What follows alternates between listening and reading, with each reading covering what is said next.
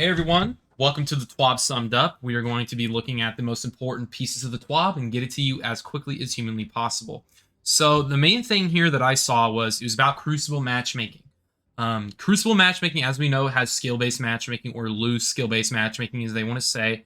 I don't know why they call it loose. It's definitely not, but that's a whole different discussion. So basically, they say around here it was actually not live at the very beginning of the day, which I actually did not know, which is interesting. But you can see that the population has increased by 11%. Matchmaking times did increase. It seems like overall went from an average of 5 to 10 seconds. So yes, they did go up. Skill differences here are also a little different, as you can see.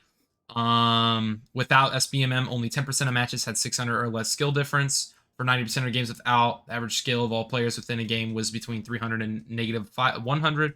Now we see a significant number of games with a high average of 600 skill and regularly low as negative 500. I don't know what that necessarily means, but I digress. Game outcomes, Mercy games are down 4%. I haven't seen a single Mercy since this, so that's insane. And then games where the score threshold has been met remainly steady, and games that go to time rose by 4%. I've been seeing a lot of games where they have gone to time.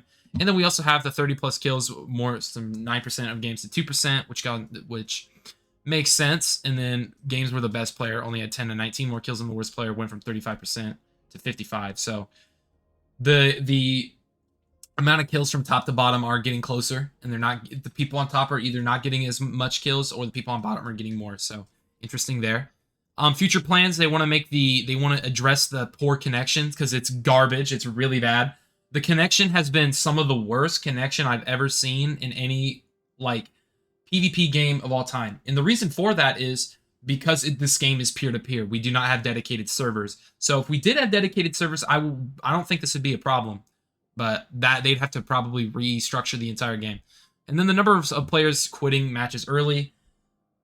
That's not even the problem for me. Like, people leave the games all the time. I have no problem if you want to leave. But just please replace them. The game never, ever replaces them at my skill level. So they just don't do it. So now they're looking to add quitter protection in a future patch, which is pretty... I don't know if they need to do that, but it is what it is. Next thing they're basically saying here that Expedition is here and it's on the Cosmodrome. And then we got some more King's Fall stats here. Something to note, and I think this is very interesting that they did this, it goes from Totems to Golgoroth. Why did they leave out War Priest? That's a very interesting thing. I don't know why they left it out. I have a theory that because everybody was complaining about it on everybody, and I mean everybody. If you checked Twitter and you looked up War Priest, everyone was complaining about the War Priest and how bad it was, because he just had a ridiculous amount of health, and yeah, so people were very, very mad at that fact. But then we here have a interview with Salta Greppo, who won, him and his team.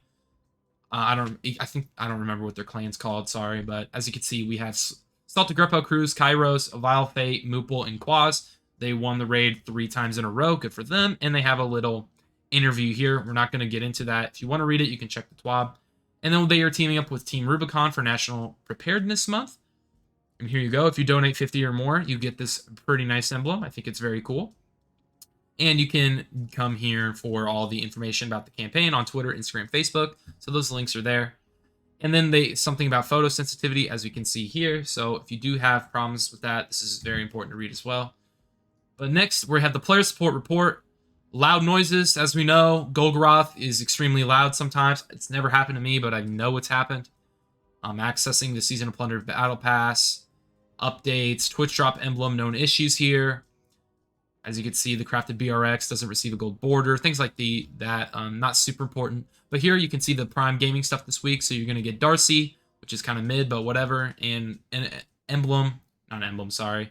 You're going to get a ship, an ornament, and the Ghost Hollow. Oh, you do get an emblem. Oh, I was wrong. You do get an emblem. Anyway, then we have the movies of the week, as you can see here. And then we have, that's a really cool one. Anyway, and then we have the art of the week here, as you can see. But that is really it when it comes to the TWAB, everybody. There's not a ton of great stuff to be heard, in my opinion. I was really hoping they just get rid of the skill-based matchmaking or do something about it, because it is kind of ridiculous, in my opinion. But I digress. Thank you all so very much for watching. If you enjoyed today's TWAB, please leave a like and subscription. It would really help the channel grow. And I'll catch you in the next one.